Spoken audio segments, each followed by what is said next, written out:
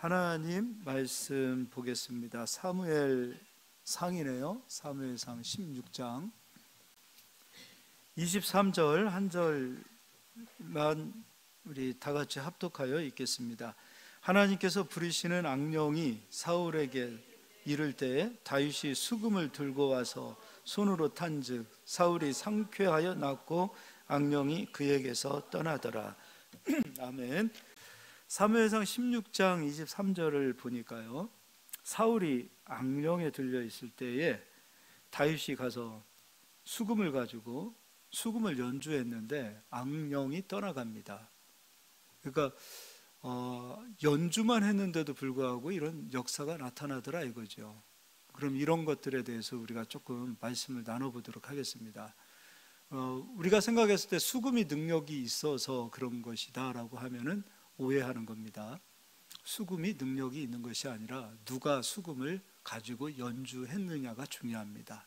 마찬가지로 우리도 다윗과 같은 마음을 가진 상태에서 하나님을 찬양한다면 하나님께서는 찬양하는 자, 그리고 악기만 가지고 연주를 해도 하나님께서 엄청난 역사를 이루실 줄 믿습니다.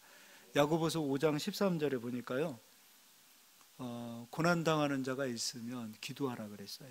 그리고 즐거워하는 자가 있으면 무엇하라 그랬죠? 찬송하라 그랬어요. 찬양하는 겁니다.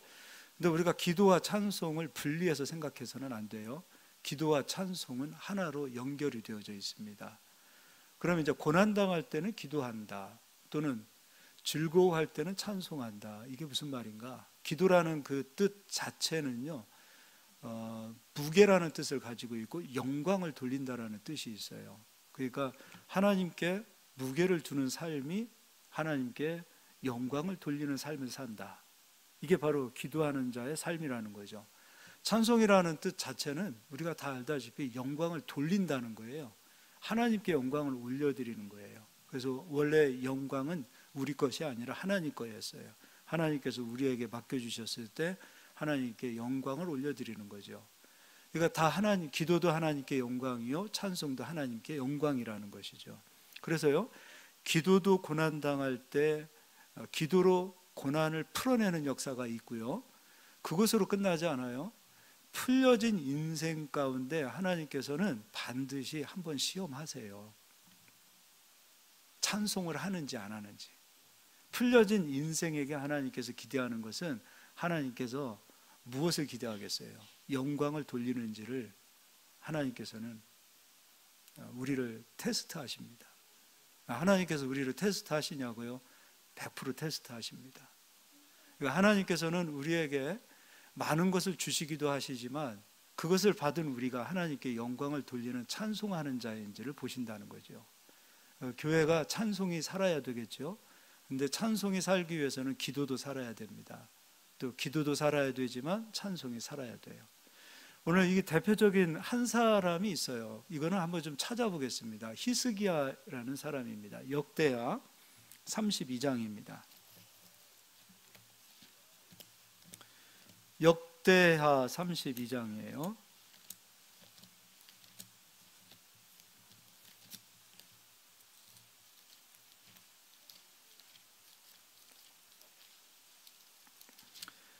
역대하 32장 20절 다 같이 한번 읽어볼까요? 이러므로 히스기야 왕이 아모스의 아들 선지자 이사야와 더불어 하늘을 향하여 부르짖어 기도하였더니, 자, 지금 엄청난 고난이 히스기야와 이스라엘에 찾아왔습니다. 어떤 고난인가?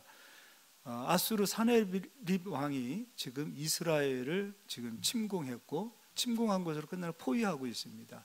근데 이스라엘의 힘은 아수르를 이길 만한 힘이 없어요. 고난이죠. 그럼 고난의 때는 무엇을 해야 합니까? 야고보 사도가 알려줬잖아요. 기도해야 되겠죠. 그래서 기도하는 겁니다. 하나님께서 히스기야의 기도, 그리고 선지자와 함께 이사야와 함께 기도하는 그 기도를 들으셨습니다. 어떻게 역사하시는가? 21절 읽어드릴게요.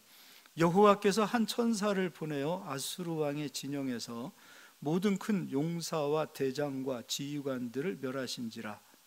한 천사를 보내서 아수르 군대를 진멸했습니다. 이사야 37장에 가서 보니까 이때의 숫자가 18만 5천 명입니다. 천사 하나가 와서 18만 5천 명의 아수르 군사를 진멸했습니다. 엄청난 기적이죠. 그리고 고난에서, 그리고 그 위기에서 이스라엘은 풀려납니다. 이것으로 이제 히스기야의 이름이 존귀하게 됩니다.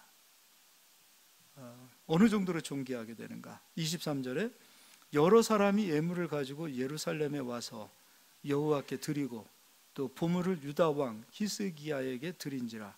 이후부터 히스기야가 모든 나라의 눈에 존귀하게 되었더라. 고난이 오는 것은 기회로 잡아야 되겠죠. 어려운 일이 찾아오면 그것을 좀 기회로 좀 잡았으면 좋겠어요. 하나님께서 일하실 수 있는 기회. 그리고 늘 뒤처지는 인생, 알아주지 못하는 인생, 뒷방 신세였던 그런 나 같은 인생을 하나님께서 세워주시는 그 기회로 좀 잡으시라는 거죠. 그러기 위해서는 기도해야 합니다. 고난이 왔을 때 그냥 신세한탄하고 그냥 한숨만 푹푹 쉬지 마시고 기도하십시오. 그럼 하나님께서 역사하십니다. 기도는 이런 능력이 있어요. 그리고 나서 그 뒤에 24절에 하나님께서 이러한 능력을 주신 이후에 하나님께서는 반드시 한 가지 우리를 테스트하세요. 계속 24절에 그때 히스기야가 병들어 죽게 되었으므로, 이때는 또 찬양해야 됩니까? 기도해야 됩니까? 이때도 고난이잖아요. 그래서 여호와께 기도했습니다. 여호와께 기도하며 여호와께서 그에게 대답하시고 또 이적을 보이셨으나, 기도했고 하나님이 고쳐주셨어요. 근데 그것으로 딱 끝나지 않고 뭔가 뒤에 할 얘기가 있는 거예요.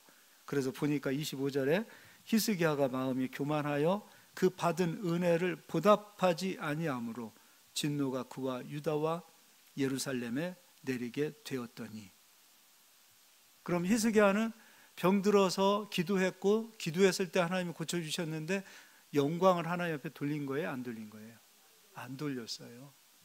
이게 히스기야가 가지고 있었던 마음이에요. 근데 이게 한 번의 우리의 약점이 계속해서 나의 인생이 되어서는 안 돼요. 되게 보면요, 넘어지는 이유들을 보면 다 똑같은 이유로 넘어져요. 히스기야는 결국 이것을 처리하지 못해요. 그리고 이것 때문에 히스기야는 결국 마지막 평가가 좋지 않아요. 그래서 다른 사람들이 히스기야의 기도를 얘기하죠. 물론 히스기야는 기도의 사람이에요. 히스기야의 기도를 본받아야 되겠죠. 그러나 본받지 말아야 될 것이 있어요. 히스기야는 하나님께 영광을 잘 못 돌렸어요. 기도만 해서 끝나지 않아요. 서적에도요, 기독교 베스트셀러 가운데 히스기야 얘기가 엄청 나오고 있어요. 히스기야처럼 기도해라. 그런데 히스기야 전체를 본받아서는 안 돼요. 히스기야는 찬송으로 영광을 돌리지 못했어요. 그래서요, 또 이제 다행인 것은 26절에 히스기야가 마음의 교만함을 뉘우쳤습니다. 예루살렘 주민들도 그와 같이 하였으므로 여호와의 진노가 히스기야의 생전에는 그들에게 내리지 아니하니라. 뉘우쳤으니 하나님께서 용서해 주십니다. 그리고 이제 그 뒤에 또 보자고, 이것으로 끝나지 않아요. 27절, 히스기야가 부와 영광이 지극한지라 이에 은금과 보석과 향품과 방패와 온갖 보배로운 그릇들을 위하여 창고를 세우고. 그러니까 얼마나 하나님께서 축복을 주시는지 그것들을 담을 수 있는 창고까지 지었단 말이에요. 그러고 나서 하나님께서는 또 시험하십니다. 너 나를 찬양하는 사람인지. 입술만 오늘 나오셔서 우리 성도님들이 하나님 찬양한 걸로 다 찬양으로 생각하시면 안 돼요. 찬양의 중심에 마음이 있어야 돼요. 하나님은 마음을 받으세요. 히스기야가 그 중심에 어떤 마음을 가지고 있느냐에 따라서 하나님은 그 중심을 보셨잖아요. 다윗도 마찬가지죠. 범죄하고 하나님 앞에 와서 번제를 드렸을 때 하나님께서 중심을 보기를 원하셨어요. 네 중심 자체가 상한 심령이 아니고 깨어진 마음이 아닌데 무수히 드리는 수소가 무슨 유익이 있겠느냐. 하나님께서 책망하시죠. 기도도 중심이요 찬양도 중심이에요.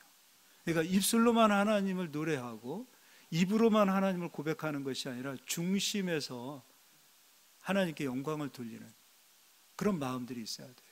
이 무수한 재물을 받았던 이 히스기야를 하나님께서 한 번 또 테스트하십니다.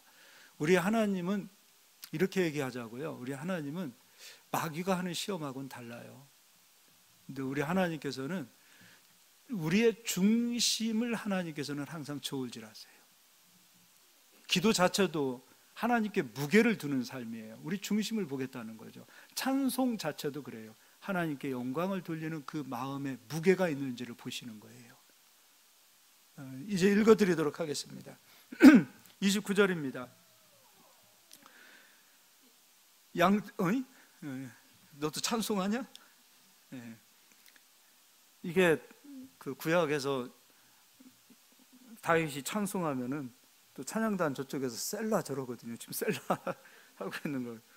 자, 29절입니다. 양떼와 많은 소떼를 위하여 성읍들을 세웠으니 이는 하나님이 그에게 제사는 심히 많이 주셨음이며, 기도함으로 고난이 떠나고 고난의 문제를 풀어냈을 때, 하나님께 무게를 두는 삶을 살고 하나님께 구할 때 하나님께서 이런 축복을 주십니다. 네, 믿으시죠? 네, 정말 하나님께 무게를 두고 사는 삶인지를 돌아보시면 돼요. 근데 여기서 끝나지 않습니다. 그 뒤에 31절을 다 같이 읽겠습니다. 그러나 바벨론 방백들이 히스기야에게 사신을 보내어 그 땅에서 나타난 이적을 물을 때에 하나님이 히스기야를 떠나시고 그의 심중에 있는 것을 다 알고자 하사 시험하셨더라. 히스기야는 자랑했죠. 그리고 자기 이름을 높였지요. 하나님께 영광을 돌리지 못했어요. 이게 히스기야의 마지막이었어요. 오늘 다윗이 수금을 가지고 악기를 연주했어요. 악령이 떠났습니다. 왜 그런 역사가 나타났던가? 다윗의 일생을 보십시오. 온전히 하나님께 영광을 돌립니다. 전쟁에 돌아와서 모든 하나님이 이기게 하신 그 전쟁에서 얻어놓은 그 모든 수확을 다윗은 자기 것으로 고백하지 않고 이 모든 것은 하나님의 것입니다. 하나님께 끊임없이 영광을 돌려요. 그러한 믿음을 가진 자가 악기를 가졌을 때 하나님 역사하셨고, 그러한 믿음을 가진 자가 찬송을 불렀을 때 하나님 역사하시는 겁니다. 우리 하나님은 아름다운 소리, 막 천상의 소리, 그런 소리에 움직이시는 분 아니세요. 그런 소리는 서울대 나오고 외국에서 유학 갔다 오고 그리고 나름대로 세상에서 인정해 주는 사람들, 그런 찬송, 그런 악기 연주 아니겠습니까? 그러나 아무리 우리가 조금 부족하더라도, 그리고 정말 음치이고 박치이다 하더라도 오늘 그 마음의 중심이 다윗과 같은 중심의 사람이 되어서 하나님을 찬송할 때 하나님은 영광 받으시는 줄 믿습니다. 그리고 찬양은, 기도는 사람에게 하는 거 아닙니다. 사람이 또 평가해서도 안 됩니다. 오직 하나님께 영광을 돌리는 우리 부르신 께 모든 성도님들이 다 되시기를 예수의 이름으로 축원합니다. 기도하겠습니다.